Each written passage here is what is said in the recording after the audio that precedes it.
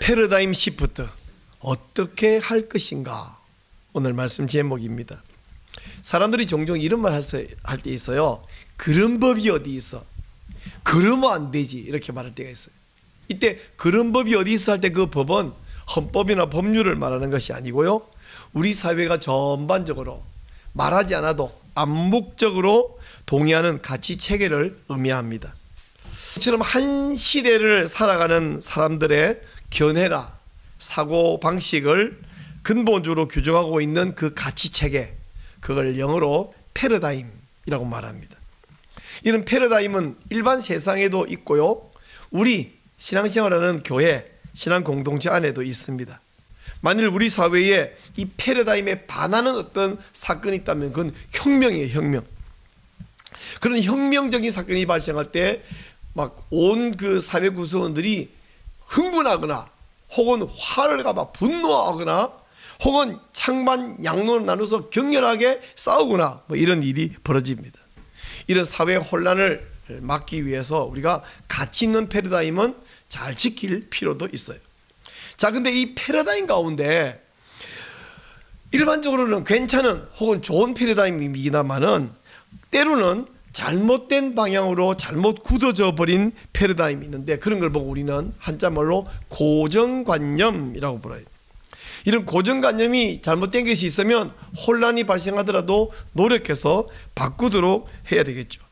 자, 그러면 어떤 패러다임은 잘 보존해야 되고 어떤 패러다임은 그것을 깨뜨려야 되는 고정관념인가, 이 기준을 알아야 되는데, 그 기준을 알기 위해서 오늘 말씀 속으로, 본문 속으로 들어가 보겠습니다. 우리 지난 주에 봤던 사도행전 10장에 나와 있던 사건, 베드로가 가이사랴에 있는 백부장, 로마 군인이죠, 고넬료의 집에 들어가서 그에게 복음을 전하고 그 집안 사람들이 예수 믿을 때에 세례를 베풀었다 하는 사실, 오래지 않아서 예루살렘 교회에 이 소식이 전해졌습니다. 당시 유대인들로서는 베드로의 이 행동이 이해할 수 없는 파격적인 행보였습니다. 그래서 베드로가 예루살렘에 오자 유대인들은 어찌 그런 일을 행하였느냐 하고 따졌습니다. 베드로는 당황하지 않고 있었던 일을 차근차근 설명했어요. 내가 요바에서 기도하고 있을 때에 환상이 보였고요, 하늘에서 이 그릇이 내려오는데 마치 보자기처럼 네 귀퉁이에 줄을 매달아 이렇게 내려오는 그릇것이 내려왔고, 그 안에는 이 보자기 되게 컸던 모양이죠. 땅에 네발짐승, 기는짐승, 날짐승 다 들어가 있더라. 그리고 또 소리가 들리기를 베드로야 일어나서 이걸 잡아먹어라. 베드로는 이 레위기 11장에 금한 먹지 말라고 한 각종 동물들이 있기 때문에 이거 속된 거 먹을 수 없습니다. 근데 하나님이 깨끗하게 하신 것을 사람이 네가 속되다고 하지 말아라. 그 사건은 지난주도 설명했지만 이제는 막 부정한 짓을 막 잡아먹으라는 의미가 아니라 이방인들을 속되다고 하지 말라는 하나님의 뜻이었어요. 어떻게 알 수 있었습니까? 그 환상을 보고 있을 때에 밖에 누가 손님이 와서 이 집에 베드로 씨가 머물고 계십니까? 누구냐? 했더니 우리는 로마 백부장, 로마 군대 백부장 고넬료가 보낸 사람입니다. 그 이야기를 들을 때에 성령께서 베드로에게 말했죠. 두려워하지 말고 의심하지 말고 이 사람들과 함께 가라.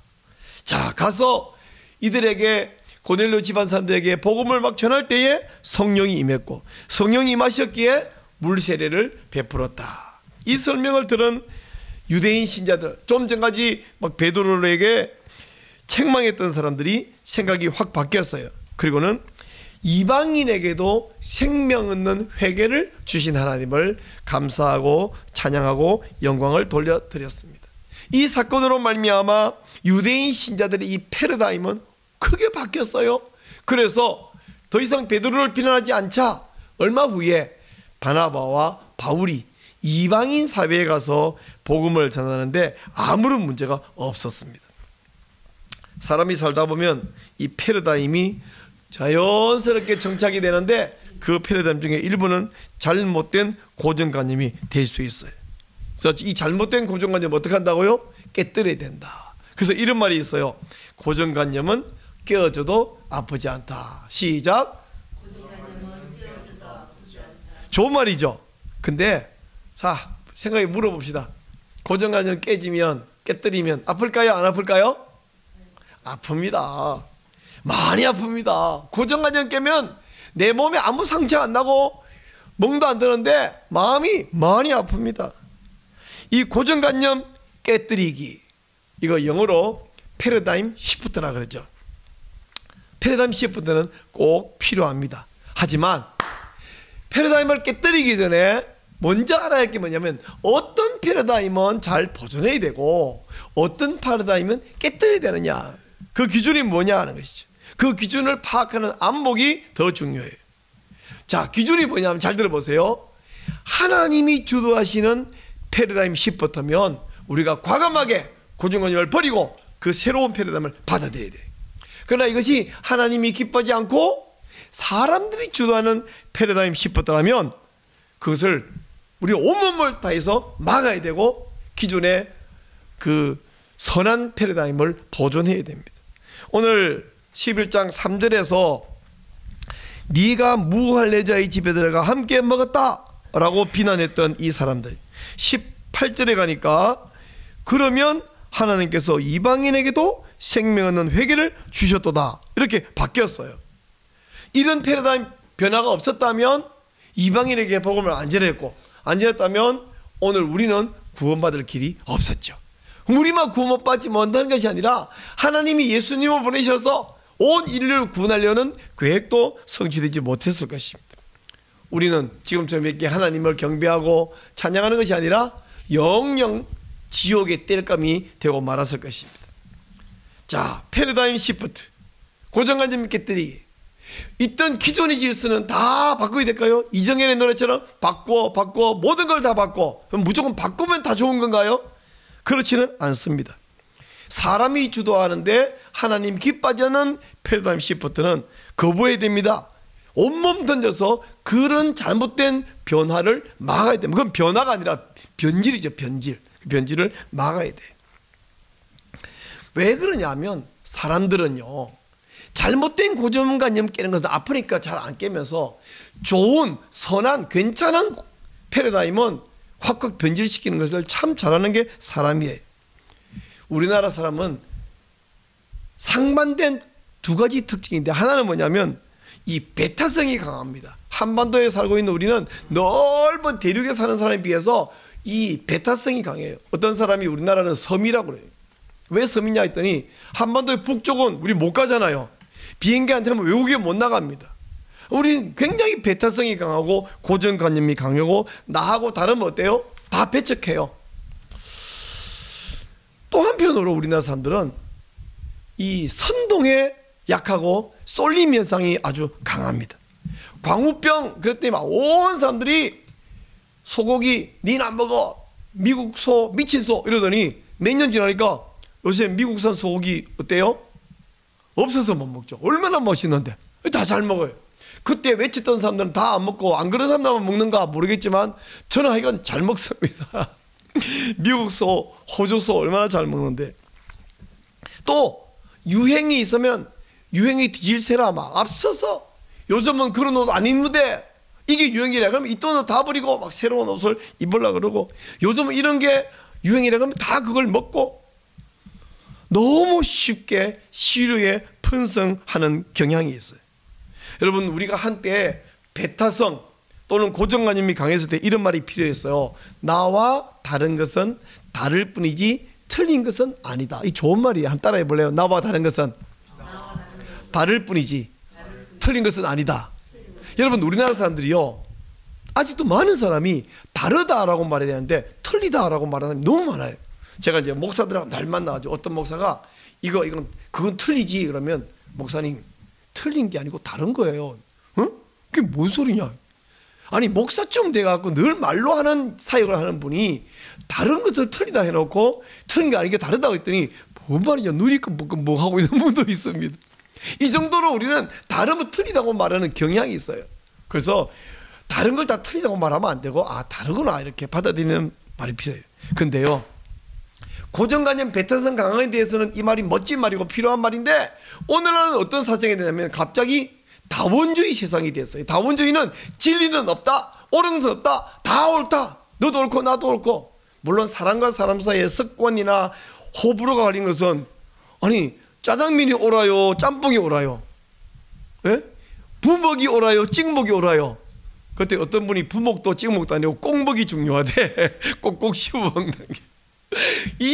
이런 것은 진리가 아니잖아요. 그러나 진리가 따로 있는데 진리가 따로 없어요 이렇게 말해요. 천국이 따로 없어 이렇게 말하는 다원주의 세상입니다. 예수 믿고 구원받는다 했더니 꼭 예수 안 믿어도, 무슨 종교를 믿어도 다 구원받아요, 이렇게 다원주의입니다. 1968년 프랑스 68 혁명에서 모든 금지를 금지한다, 이게 그들의 슬로건이었어요. 뭐뭐는 안 된다. 우리 10계명에서 10개 가운데 1개는 하라, 나머지 9개는 하지 마라, 그죠? 하지 마, 말진이라. 근데 10계명 가운데 9개가 말진이라인데 모든 말진이라를 말하지 말진이라, 이게 68혁명의 슬로건이었어요. 모든 금지를 금지한다. 지금은 사람들이 기존의 질서를 허물고 깨뜨리는 게 유행이고 거기에 막 쏠리고, 그래서 하나님이 기뻐하지 않는 패러다임들이 막 우후죽순 등장해버립니다. 그러나 우리는 보호해야 될 가치를 몸 던져서 목숨 바쳐서 사수해야 되는 줄 믿으시기 바랍니다. 이 일을 사수하는데 여러분이 헌신하시기를 축원합니다. 요즘 들어서 잘못된, 제가 몇 가지 이 부쩍 우리에게 자주 들리는 개념을 한번 이야기해 볼까요? 이혼, 낙태, 산하제한, 동성애, 비대면 예배, 이 무슨 소리예요? 이거 다 하나님이 주도하시는 패러다임 시프트가 아닙니다. 하나님이 좋아하시기는 그냥 허락한 적도 없어요. 이혼 이야기해 볼까요? 말라기 2장 16절 뚜렷하게 말합니다. 하나님은 말합니다. 나는 이혼하는 것을 미워하노라. 동성애, 하나님이 여러 곳에서 가정 이야기신다.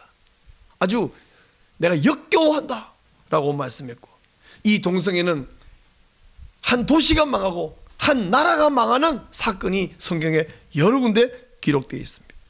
낙태, 여러분 성경에 낙태라는 단어가 있을까요, 없을까요? 그런 단어는 있습니다. 그러나 그 개념은 없어요. 무슨 소리냐면 성경에서 말하는 낙태는 자연이 유산되어 버린 걸 보고 낙태라 그러지, 오늘날처럼 의사가 강제로 살아있는 아기를 죽이는 것을 낙태라 말하지 않아요. 성경에서 말하는 낙태는 하나님의 저주의 결과, 아기가 유산되고 짐승이 유산되어 버리고 그건 저주받은 결과를 낙태라 말합니다. 사람이 인위적으로 스스로 아기를 죽이는 그런 일은 성경에 개념이 없었어요. 낙태는 명백한 태아, 살해 행위일 뿐입니다. 이것은 제6계명 살인하지 말지니라 하는 말을 대놓고 범하는 것입니다. 자, 비대면 예배는 어떻습니까? 극심한 감염병, 우리가 감염병이 너무 유행할 때에 할 수 없어서 모여서 예배 드려야 되지만 그저 영상 켜놓고 그쪽에서 예배 드렸어요. 우리 안 만나게, 예배는 같이 드리지만 안 만나게 거기서 예배 드리고 여기서 예배 드리고 마음은 하나로 예배 드립시다. 그래서 일시적으로 생겨난 임시 방편이 비대면 예배였습니다. 근데 이것이 새로운 정상, 뉴노멀일까요? 뉴노멀이라고 부르면 안 됩니다. 그건 임시 방편이지 이게 정상이 아니라고요. 새로운 정상. 그러면요, 이제 모이는 것은 다 캐캐먹은 낡은 잘못된 방법이고 새로운 것이 좋습니까? 아니에요. 이제 감염병이 해결됐으면 모여서 예배드리는 게 정상인데 전에는 된다면서요. 그건 병이 아프니까. 그러면 아파서 병원에 누워있는 사람 보고도 교회 오세요 그래야 될까요? 누워있는 사람이면 거기 계세요.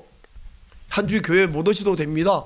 그리고 조금 컨디션 괜찮으시면 제가 설교한 것을 그 핸드폰이라도 들었고 예배 마음으로 동참하세요. 그 다음 병 낫고 퇴원해도 집에 있어야 됩니까? 아니잖아요, 그죠? 그건 임시방편이에요. 자, 산하제한은 어떨까요? 하나님이 성경에서 산하제한하라고 말한 적이 한 번이라도 있으면 한번 가져와 보십시오. 하나님은 생육하고 번성하라 그러셨지 어디에도 덮어놓고 나타보면 거짓골 못 면한다 라고 말한 적이 없습니다. 예수님은 공중의 새도 먹이고 저 들의 꽃도 입히시는 하나님이 너희 먹고 입는 거 안 주시는 줄 아냐? 다 책임지신다라고 약속하셨어요. 근데 우리는 어떻습니까? 애 낳아놓으면 거짓골 못 면한다는 박정희 시절의 슬로건에 콱 잡혀가고 우리 굶는다. 애 하나 낳으면 최소 2억 3억 되는데 어느 날 우리 아들 한 명이 그랬어요. 엄마, 한 집에 애 하나 낳으면 2억 든다고, 최소 2억 든다는데 그럼 우리 집에 아들 셋인데 아들 없는 집에는 6억이 남아있을까요? 그 집에 6억 남아있을까요? 없을까요? 2억씩 드는 계산도 잘 모르겠지만 2억이 되는 게 맞다 하더라도 그 집에 6억 남은 게 아니에요. 어딘가 다 써버리고 낭비해버리고 소비해버리고 끝났어요. 우리 집에는 가면. 그래서 우리 집 아들 셋 일어나고 거지 됐을까요? 제가 6억을 버는 재주가 없는데 어떻게 했는지 하여튼 모르겠지만 살아왔고 아들들 잘 커있고 멀쩡하게 잘 커있고 아들 때문에 제가 창피해 죽겠다고 말한 적도 없고 저 인간은 인간이 되겠나 이래 본 적도 없고 다 자랑스러운 아들이 되어 있습니다. 애 낳으면 개고생한다 라고 하는 현실론, 또는 내가 애 낳아서 고생 안 하고 좀 더 안락하게 살고 싶다는 이기심, 생육하고 번성하라 라고 말한 명령에 순종할 믿음이 부족해서 출산을 거부하고 산하 제한하고 있어요. 그래서 여러분 집집마다 애기 우는 소리 대신에 무슨 소리 들은지 아시죠? 개새끼 소리를 안 나게 하라! 야, 이 개새끼야! 야! 개새끼 소리를 안 나게 하라! 집집마다 애 소리, 울음소리 대신에 개 소리만 들리고, 그래서 하도 시끄러니까 개 소리 좀 안 나게 해라. 이거 아주 유튜브에서 유명한 영상인데, 여러분 애 소리 안 들리고 개 소리 들고 개를 가족이라 그러고 개한테 자기 아들이야 딸이다 그러다가 그 아들 딸 갖다 휙 갖다 버려요. 또 유기견. 지금 전 세계 이 저출산, 출산율 저하가 문제인데 특별히 우리나라는 출산율이 0.81명, 부부 두 사람이 아이 0.8명밖에 한 명도 안 난다는 거예요. 이러면 어떻게 되느냐? 모든 학자들이 통계를 가지고 100년만 지나면 대한민국 인구 반이 되어 떨어져 버린다. 그래서 영국 옥스퍼드 인구문제 연구소에서 인구 부족으로 지구상에서 가장 먼저 사라질 나라는 대한민국이다라고 꼽았어요. 사라져요. 물론 뭐 제가 살아있는 동안에는 안 살 수 있겠죠. 그러면 인간이란 것이 그저 뭐 내 살아있는 동안만 살고 있는데 그대는 난 모르겠다, 이게 사람일까요? 그렇게 무책임하게 그럴 것 같으면 뭐하라고 나라를 위해 싸우다 죽고 그러겠습니까? 그렇게 그냥 내 눈앞에 먹는 거 편한 것만 누리면, 야, 정말 사람됨을 스스로 거부하는 것이죠. 우리 정말 사람됨이란, 호랑이는 가족을 남기고 사람은 이름을 남긴다, 명예를 남긴다. 나는 죽더라도 내 가족인 내 나라가 잘 되기를 바라는, 이게 사람 아닙니까? 우리가 믿음이 부족하고 헌신이 부족해서 많은 자녀를 낳지 못하는 것이 그저 송구스러워할 뿐이지, 이게 새로운 패러다임, 이제 요즘은 애 낳는 거 아니야, 애 낳는 거는 야만이 나는 짓이야, 그렇습니까? 이건 뉴 패러다임도 아니고 뉴 노멀도 아닙니다.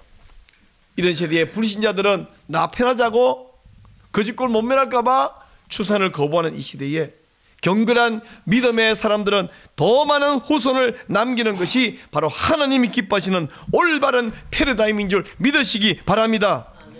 이혼하지 않고 힘들더라도 부부 살다 보면 깨버리고 싶고 그만두고 싶은 적이 한두 번입니까?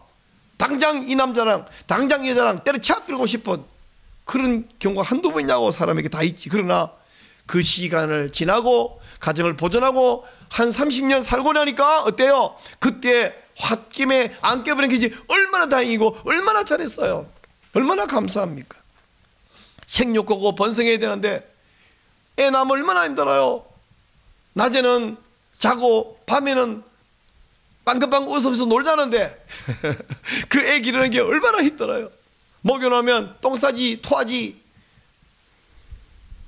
아이 둘이, 큰아이 씻겨가지고 옷 입혀놓으면 둘째 아이가 또 똥 싸고, 둘째 아이 씻겨가지고 옷 입혀놓으면 큰아이가 또 토해놓고 그 애 둘이 둥치었고 어떻게 교회를 가? 어떻게 애 뱃속에 생겼다고 폐하를 살해해버리는 짓, 음란하고 동성애라고 싶은 이 충동을 끊어버리는, 우리 신앙 공동체는 교회 오기 싫고 유튜브 켜놓고 추리닝 바람으로 소파에 앉아서 예배 대충 드리면 되는 줄 아는 그것을 절제하고 옷 차려입고 우리 사람 이렇게 아침에 챙겨가지고 교회에 모여서 예배 드리는 거, 이건요 깨뜨릴 고정관념이 아니에요. 우리가 지키고 보존해야 될 소중한 가치관인 줄로 믿으시기 바랍니다. 자, 그렇다면 깨뜨려야 되고 바꿔야 되는 고정관념은 뭐가 있냐. 제가 이제 이 문제를 놓고 기도했어요. 하나님, 지켜야 될 고정관념은 우리 오늘날 이 다원주의 다변화 시대에 많이 보이는데 제가 꼭 바꿔야 될 필요다. 내가 유대인이라서 이방인 전도할 것도 아니고 뭘 바꿔야 될까요? 기도할 때 하나님이 제 마음에 이렇게 말씀하세요. 행위는 차별하되 사람은 차별하지 말아라. 한번 따라하세요. 행위는 차별하되 사람은 차별하지 말아라. 이게 무슨 말이냐. 오늘날 세상은 행위와 사람을 차별하지 말자고 해요. 사실은요, 저 일부 국회의원들이 차별금지법을 발의한 그것은 행위와 사람을 차별하지 말자고 해요. 행위 구별해야 되는 것은 동성애뿐이 아니고요, 도둑질, 음행, 폭행, 뭐 거짓말, 뭐 등등 모든 죄가 마찬가지인데, 죄와 죄를 지은 사람을 구별 안 해버리면 어떻겠냐면 다 사랑해야 되고 다 덮어줘야 돼서 죄를 죄라고 하지 말자. 자, 여러분, 죄를 죄라고 하지 말자. 그러면 어떻게 됩니까? 죄를 짓고도 이게 뭔 죄냐? 벌 주지 말고 미워하지 말고, 그러면 세상이 어떻게 되겠습니까? 여러분, 우리는 사람과 행위, 거꾸로 행위와 사람은 구별해야 돼요. 그래서 뭘 차별했냐? 행위는 차별해야 됩니다. 이건 죄다, 잘못이다, 틀렸다, 이렇게 말해야 되죠. 그러나 사람은 차별하지 말고 비록 그 사람이 죄를 지었더라도 사랑해야 돼. 일부 세력은 지금 행위와 사람을 구별하지 말고 섞어서 다 차별하지 말자고 주장합니다. 벌 주지 말자고 합니다. 뿐만 아니라 오히려 이게 죄다라고 말하는 사람을 오히려 벌 주자는 거예요. 동성애는 하나님이 가정이 여기십니다 이렇게 말하면 네가 왜 남을 정죄하니? 남을 정죄한 게 아니에요. 어떤 행위를 정죄한 거예요. 그 행위는 하나님이 규정하신 거예요. 근데 동성애는 죄다 이렇게 말하면 그렇게 말한 사람을 벌 주자는 것이 차별금지법을 만들자는 거예요. 그러면 많은 사람 말합니다. 니네 성경은, 목사는, 기독교는 차별하자는 소리냐? 아니요. 죄와 행위는 차별해야 되지만 사람은 차별하지 말아야 해요. 사람은. 만약에 죄를 지었다고 해서 사람을 차별해버리면 어떻겠냐면 하나님께서 어떤 사람보다 죄를 미워하십니다. 싫어하십니다. 근데 그 하나님께서 그 어떤 사람보다 사람을 좋아하십니다. 사랑하십니다. 그러면 하나님이 사람 좋아할 때 죄 안 지은 사람만 좋아하시고 사랑할까요? 죄 안 지은 사람만 사랑하면 우리 가운데 사랑받을 사람이 어디 있어요? 저부터 다 하나님께 버림받고 지옥에 떨어져 버리고 영원히 끝장날 인간들이잖아요. 예외가 없잖아요. 우리 다 죄인인데 하나님은 죄를 가장 싫어하시는데 하나님은 그 누구보다 가장 사람을 사랑하셔요. 죄인을 사랑하세요. 저와 여러분을 하나님이 사랑하십니다. 오죽하면 하나님이 사람이 되어 이 땅에 오셨을까요? 오죽하면 십자가에서 고난당하시고 죽으셨을까요? 오죽하면 성령 하나님께서 죄인 속에 들어와서 내주하시며 동행해 주실까요? 행위는 차별하되 사람은 차별하지 않는 이 엄청난 비밀을 깨닫는 사람은 이렇게 기도합니다. 우리가 우리에게 죄 지은 자를 사하여 준 것 같이 우리 죄를 사하여 주옵소서라고 기도합니다. 근데 여러분, 우리의 본성으로 죄인, 더구나 그 죄가 나에게 해를 끼치는 죄를 지은 사람을 사랑할 수 있을까요? 불가능해요. 불가능. 하지만 하나님의 사랑을 깨닫고 행위는 차별하되 사람은 차별하지 말라, 이 명령을 받은 우리는 아파도 힘들어도 불가능해도 그 원수는 갚아야 된다는 패러다임을 바꿔야 돼요. 시프트 해야 됩니다. 원수는 외나무 다리에서 만나고 원수는 반드시 갚아야 된다, 이 패러다임에서 성경을 알고 하나님의 사랑을 아는 우리는 고정관념을 깨뜨려야 돼요. 그 목사님은 그 가능하세요? 라고 물을까봐 고민을 쭉 하고 있는 중에 우연히 오래전에 제 컴퓨터 하드디스크에 담아놓은, 누군가에서 받아놓은 영화를 볼 마음이 생겼어요. 이 영화, 사비나 원브란트 여사에 대한 실화를 바탕으로 만든 영화인데, 제목은 사비나, 부제목은 그리스도를 위한 고난이었습니다. 루마니아에 살고 있던 유대인 사비나는 원래 무신론 아가씨였어요.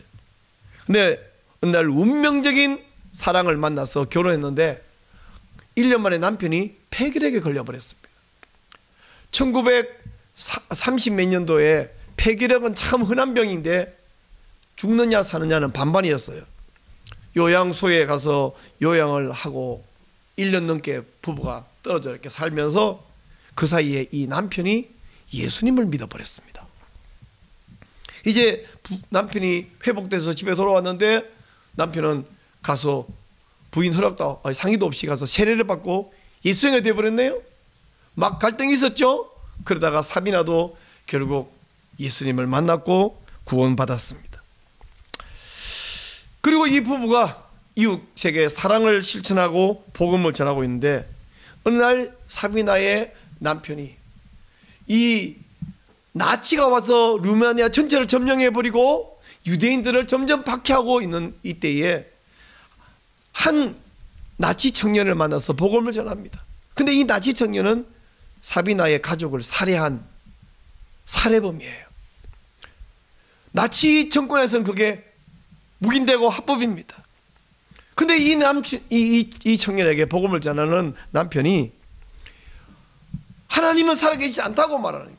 원래도 물신론자였던 자기가 이제 예수님 믿는 자기가 내가 당신에게 하나님의 살아계심을 증명하면 어떡할 거냐. 여러분, 하나님을 어떻게 증명해요? 살아계심을. 제가 그 영화를 보면서 아니 저 남자가 하나님을 증명한다네? 그래서 어떻게 하려고 저 말하지 싶었더니 하나님을 증명하는 방법이 뭔가 지금 엄청 궁금했더니 사비나에게 가서 이 청년을 소개해요. 우리 가족, 당신 가족을 살해한 나치 청년 여기 있다. 이때 사비나가 집에 있는 칼이나 곡괭이나 아무거나 들어가서 이 청년을 막 찍어 죽이려고 덤벼야 되지 않겠습니까? 그런데 예수 그리스도 사랑에 깊이 빠진 사비나는 이 청년을 부둥켜 안고 너를 용서한다고 말하고 그에게 음식을 대접합니다. 이 행동이 바로 죄는 차별하고 행위는 차별하되 사람은 차별하지 않는 모습입니다. 자, 세월이 많이 흘렀습니다. 러시아군이 2차 대전 종전에 갈 때 러시아군이 루마니아로 진격해 왔어요. 그러자 나치들의 입장이 사냥꾼에서 사냥감으로 바뀌어버렸어요. 이제 러시아군을 피해서 나치 군인들은 막 살려고 도망가는 상황이네요. 도망가는 게 여의치 않죠.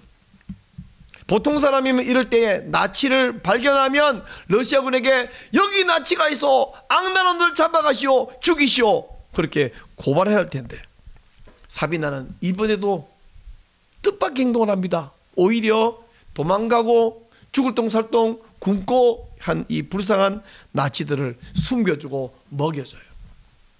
그래서 이 나치가 당시 유인 여자인가요? 그렇습니다. 나치에게 학대를 많이 받았는데 왜 당신은 우리를 숨겨주고 보호해주고 먹여줍니까? 왜 이런 자비를 우리에게 베풉니까? 그랬더니 사비나가 이 나치 군인들에게 자기 인생 스토리를 들려줘요. 내가 무신론자였고 처녀였을 때 운명적 사랑을 만났고 결혼했고 그 남자가 예수를 믿었고 나도 예수를 알게 되었다. 그리고 내 가족을 죽인 악랄한 청년도 용서했다는 사실과 지금 당신들 나치도 예수님 사랑 때문에 보호해주고 있다 하는 이야기를 시작하는 것에서 사실은 영화가 펼쳐지기 시작해요. 이 사비나의 이야기는 모두 역사적인 사실이고 그 사실을 기준으로 영화를 만든 것입니다. 패러다임 시프트, 어떻게 할 것인가? 저는 잘났고 여러분은 우둔하겠다고 하는 의미에서 외치고 떠드는 것이 아니라 저도 똑같은 입장에서 저와 여러분이 함께 고민해 볼 문제입니다. 패러다임 시프트 어떻게 할 것인가?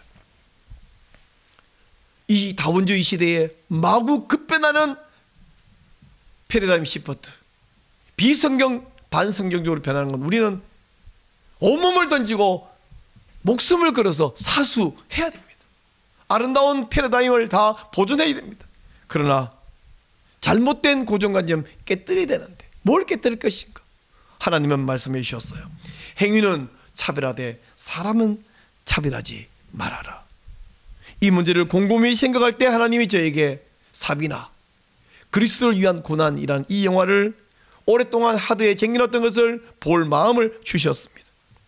죄를 그 누구보다 가장 싫어하고 미워하시는 하나님께서는 그 죄를 지은 사람을 가장 사랑하시고 은혜를 베푸십니다. 바로 그 은혜와 그 사랑 때문에 사비나가 구원받았어요. 저와 여러분이 구원받았어요. 그래서 그 사랑 때문에 우리가 우리에게 죄의 전자를 용산과 같이 우리 죄를 사하여 주옵소서라고 기도하며 죄인과 원수를 사랑하는 사비나의 모습, 이것이 바로 저와 여러분이 죄인과 원수를 바라보는 패러다임, 고쳐야 될 패러다임인 줄로 믿습니다.